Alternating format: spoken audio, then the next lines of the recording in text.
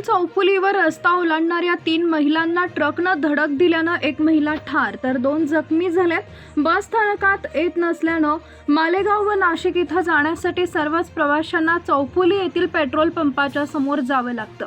लासलगाव येथून आपल्या नातेवाईकांचा कार्यक्रम आटपून मालेगावकडे परतणाऱ्या 3 महिलांना ट्रक क्रमांक MH19CY 9313 अक्षरशः चिरडल्यानं यातील गुणमाला श्रीपाद पहाडे वय वर्ष 65 राहणार सोयगाव मालेगाव या महिलेचा जागीच मृत्यू झाला असून सुशीला श्रीपालचंद पहाडे व अनिता विनोद पहाडे या 2 महिला जखमी झाल्या।